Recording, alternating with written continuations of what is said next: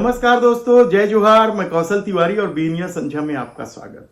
नेता प्रतिपक्ष राहुल गांधी ने मायावती पर शालीनता से जो प्रहार किया है उसका जवाब मायावती को देना पड़ा।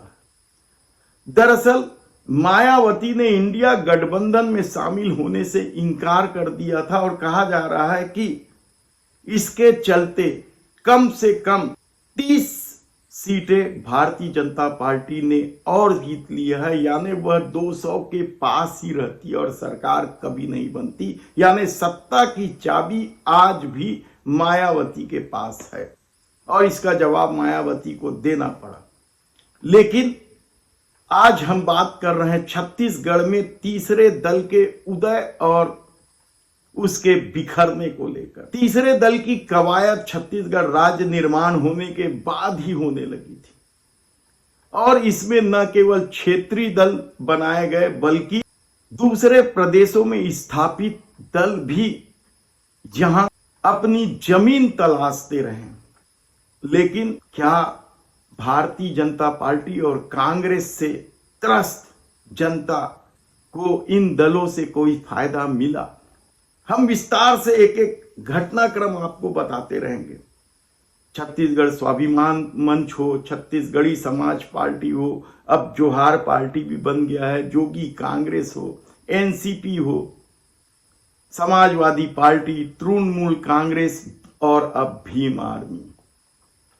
ये फेहरिस्त है उन राजनीतिक दलों का जो कांग्रेस और भाजपा से इतर छत्तीसगढ़ में अपनी जमीन तलाश रहे थे। लेकिन कहा जा रहा है कि सबसे ज्यादा निराशा छत्तीसगढ़ के लोगों को हुई है तो वह दूसरे प्रदेश आने वाली पार्टियों से ही हुई है, जिसमें आपका भी नाम ले सकते हैं।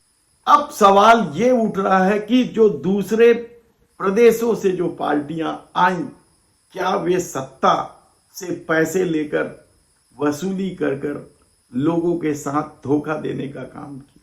यह सवाल इसलिए उठ रहा है क्योंकि पिछले दिनों भीम आर्मी के कर्ता धर्ता नेता चंद्रशेखर आजाद छत्तीसगढ़ का लगातार दौरा कर रहे थे और जब 20 फरवरी को मुख्यमंत्री निवास को घेराव की चेतावनी देकर वे लौटे थे तो सबको उम्मीद थी कि 20 फरवरी को सीएम घेराव के लिए चंद्रशेखर आजाद आएंगे, लेकिन वे अचानक नहीं आए।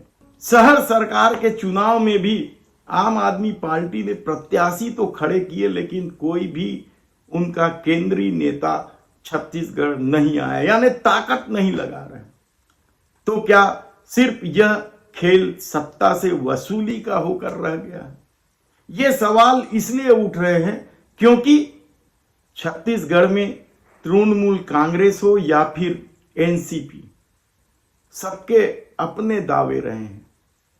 जमीन तलाशने की कोशिश होते रही है, लेकिन किसी को भी सफलता इसलिए नहीं मिली क्योंकि केंद्रीय नेतृत्व ने ईमानदारी से कोशिश नहीं की।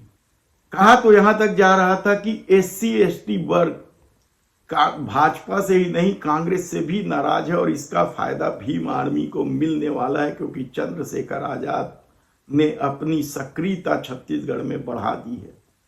लेकिन अब जो खबरें आ रही हैं और जिस तरीके से भीम आर्मी के लोग 20 फरवरी को इंडोर स्टेडियम में पहुंचकर चंद्रशेखर आजाद का इंतजार करते रहे और नहीं आने पर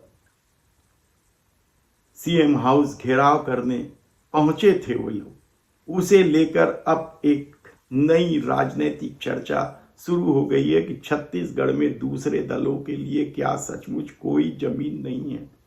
क्योंकि जोगी कांग्रेस ने अपने पहले चुनाव में 7 सीटें जीतकर सबको चौंका तो दिया था, लेकिन उसके बाद जोगी कांग्रेस का नेतृत्व अमित जोगी के हाथ में आया तो सब कुछ बिखर गया और अब तो कांग्रेस में विलय की चर्चा भी होने लगी।